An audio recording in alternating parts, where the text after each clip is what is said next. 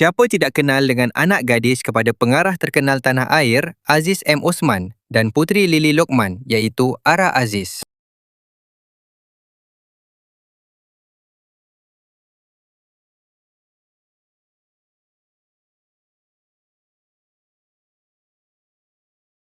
Pelajar termuda di kampus, Ara Aziz jejak kaki ke universiti pada usia 15 tahun. Gapai cita-cita pakar bedah otak.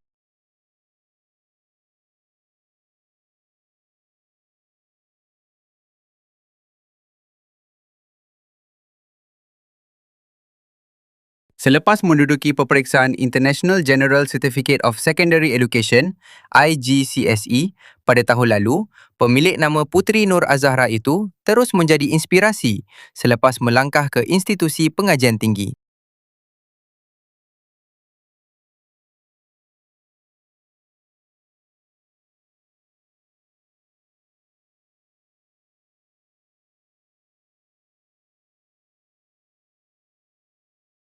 Ibunya, Puteri Lily Lokman atau Lily, berkata Ara akan mengikuti program asasi selama setahun sebelum menyambung pengajian ke peringkat ijazah.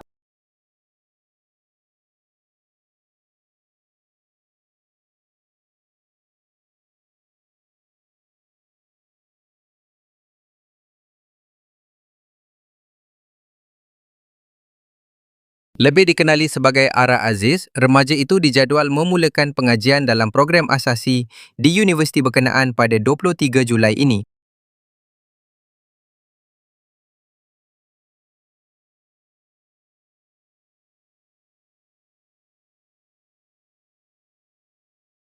Menurut Puteri Lily, minat Ara terhadap neurologi tercetus daripada sifat ingin tahunya mengenai fungsi otak manusia serta perbezaan cara setiap individu berfikir.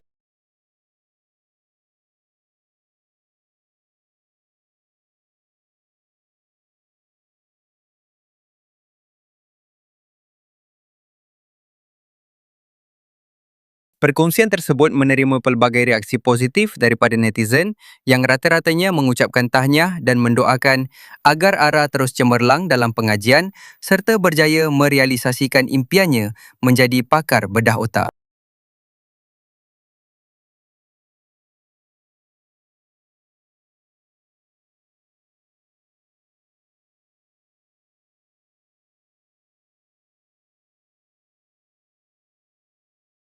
Ara merupakan cahaya mata hasil perkahwinan Puteri Lily Lokman dan Aziz M. Osman. Bekas peserta program Talk to My Manager musim pertama itu turut mempunyai seorang adik lelaki, putera Muhammad Aryan.